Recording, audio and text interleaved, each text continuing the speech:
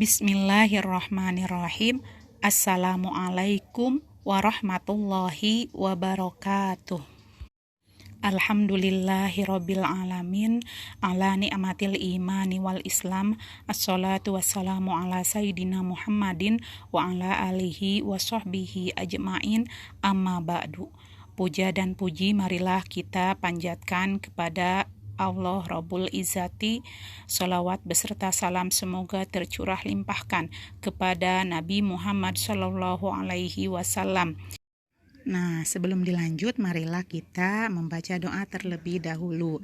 Bismillahirrahmanirrahim. Doa sebelum belajar. Raditu billahi robba wa bil islami dina wa bi Muhammadin nabiyya wa rasula. Rabbi zidni ilman warzuqni fahman. Alhamdulillah, pada kesempatan ini kita bisa bertemu kembali pada mata pelajaran pendidikan agama Islam, yang mana materi kali ini adalah meneladani perjuangan kaum muhajirin dan ansor. Dalam hidup di dunia, manusia hendaknya berjuang keras mempertahankan iman dan cita-citanya. Juga perlu saling membantu dan menerima arahan atau petunjuk kebenaran. Perjuangan dan keikhlasan itu telah dicontohkan oleh kaum muhajirin dan ansor. Mereka mengikuti nasihat Islam dengan mentaati Nabi Muhammad SAW dan berperilaku mulia. Kalian pun dalam kehidupan sehari-hari harus berperilaku terpuji. Teladanilah sifat-sifat karimah kaum muhajirin dan ansor. Nah, sifat apa sajakah yang dapat kita teladani dari kaum muhajirin dan ansor itu? Mari kita pelajari bersama dalam bab ini. A. Meneladani perjuangan kaum muhajirin. 1. Kegigihan kaum muhajirin. Kegigihan berarti kesungguh-sungguhan dalam berbuat kebaikan. Sifat ini sangat perlu dikembangkan oleh setiap orang agar dalam hidupnya tidak mudah goyah dan berganti pendirian.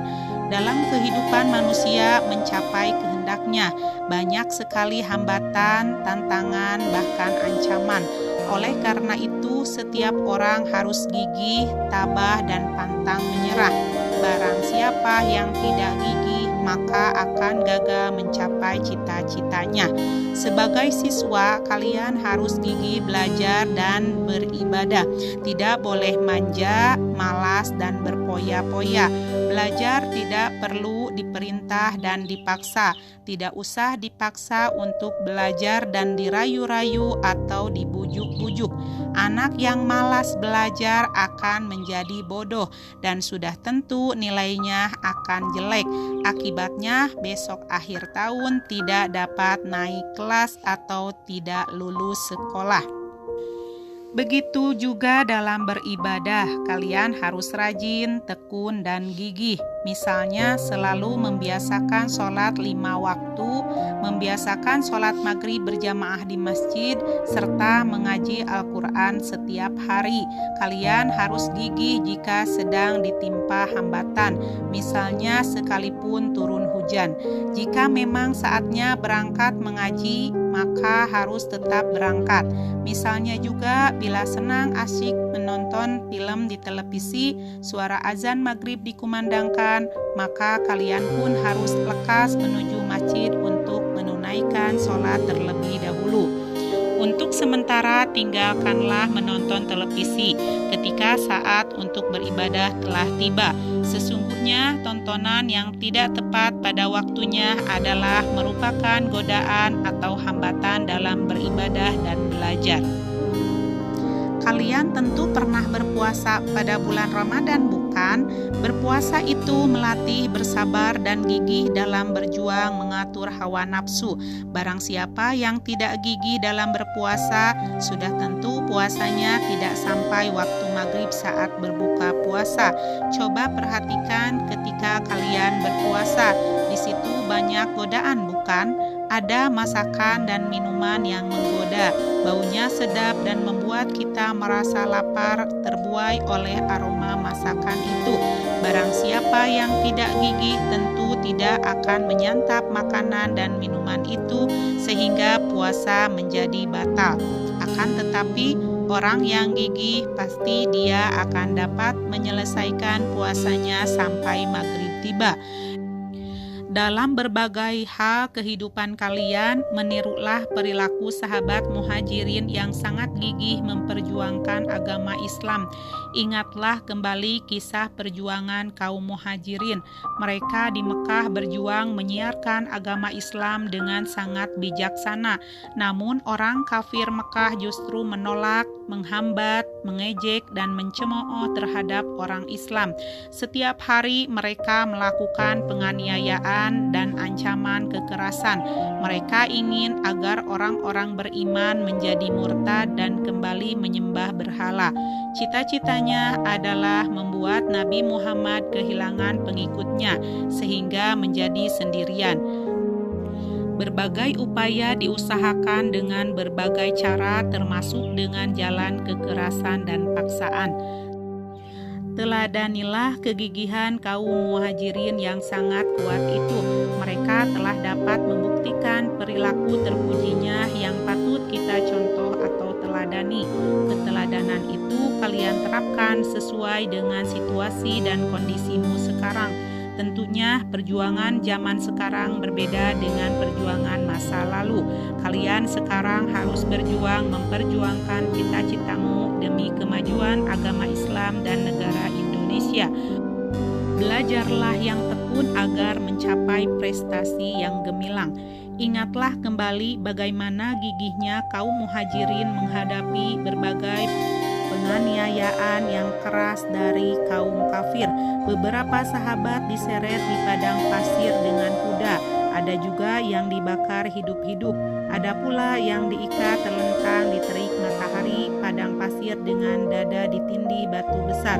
Ada juga yang dibunuh dengan pedang.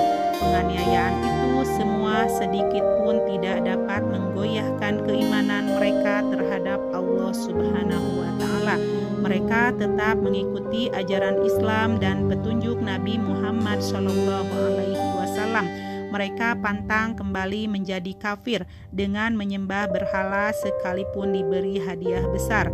Bagi mereka, keimanan jauh lebih berharga daripada harta benda dan kemewahan duniawi. Mati syahid sebagai pejuang Islam lebih disukai daripada menjadi murtad. 2. Kesederhanaan dan sifat rela berkurban kaum muhajirin melakukan hijrah. Salah satu keteladanan yang dapat kita ambil dari kaum muhajirin adalah kesederhanaan dan rela berkorban. Kalian dapat mengambil hikmah dan mempraktikannya dalam kehidupanmu sehari-hari. Benarkah orang tua kita kadang-kadang mengalami kesulitan keuangan, bukan? Pernahkah kalian tetap berangkat sekolah sekalipun orang tua memberikan sedikit uang saku? Ataukah kalian tetap rajin belajar meskipun orang tua belum sempat memberikan seragam atau sepatu baru? Cobalah mengingat kembali keteladanan kaum muhajirin tentang kesederhanaannya. Jika kalian perhatikan dari sejarah, ternyata orang yang turut hijrah bersama Nabi SAW banyak dari mereka yang kesehariannya hidup kaya raya. Namun ketika akan melakukan perjalanan hijrah, mereka mendapat perintah dari Nabi Muhammad agar membawa sedikit saja dari harta benda itu. Tujuannya adalah agar lebih mudah dan lebih cepat sampai di Madinah, karena memang perjalanan hijrah itu sangat jauh dan melewati padang pasir yang berliku-liku. Di samping itu, dengan pedang terhunus, kaum kafir Mekah selalu mengejar kaum muhajirin. Jika kaum muhajirin membawa banyak bekal, maka akan mudah dikejar oleh kaum kafir Quraisy. Oleh kafir Quraisy, kaum muhajirin akan dirampas harta dan dibunuh orangnya di perjalanan sebelum sampai tujuan. Itulah sebabnya Nabi Muhammad SAW mengambil siasat mengadakan perjalanan di malam hari dan membawa sedikit perbekalan agar laju gerak perjalanan dapat lebih cepat. Tujuannya adalah untuk mengutamakan keselamatan nyawa daripada mempertahankan harta benda. Menyelamatkan nyawa dan keimanan jauh lebih penting daripada mempertahankan harta benda. Yang penting adalah selamat nyawanya dan imannya. Jika nyawa dan iman telah selamat, maka suatu saat nanti bisa bekerja mengambil hartanya atau bekerja lagi mencari harta. Akan tetapi jika terlalu sayang harta benda, maka akan dirampas oleh kafir Quraisy serta dibunuh. Jika itu yang terjadi, maka tidak ada harapan lagi menguasai harta dan menyelamatkan iman. Terhadap seruan Nabi itu, maka kaum Muhajirin pun taat terhadapnya.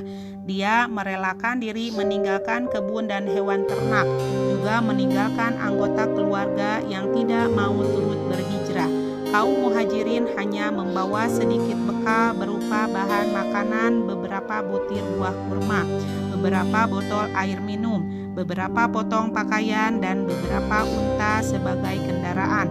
Hal yang pasti adalah mereka membawa sedikit bekal jasmani. Mereka bergerak menjalani perjalanan hijrah dengan membawa banyak bekal rohani berupa semangat berjuang dan berdakwah. B. Meneladani keikhlasan kaum Ansor. Jika kalian dapat mengambil hikmah tersebut, maka kalian tidak lagi menjadi murid yang manja. Kalian tentu akan menjadi murid yang mandiri dan penyabar. Misalnya, jika diberi sedikit uang saku untuk ke sekolah, tentulah kalian akan tetap belajar ke sekolah. Pernahkah kalian bertemu dengan musafir? Atau pernahkah kalian menerima tamu jauh yang terpaksa menginap cukup lama di rumahmu? Atau pernahkah kalian menerima para pengungsi korban bencana alam di rumahmu? Bagaimanakah sikapmu dalam menyambut dan menerimanya? Apakah kalian membantu dan melayaninya dengan tulus ikhlas? 1. Ikhlas menolong dan membantu. Jika kalian kebetulan menerima tamu atau pengungsi, maka hendaklah menerima dan menyambutnya dengan baik. Mulailah menyapa dengan tutur kata yang sopan dan tidak menyinggung perasaan. Sediakanlah tempat duduk atau istirahat yang layak. Suguhkanlah beberapa makanan dan minuman semampu kalian. Juga berikanlah barang-barang kebutuhan mereka sesuai kadar kemampuan kalian.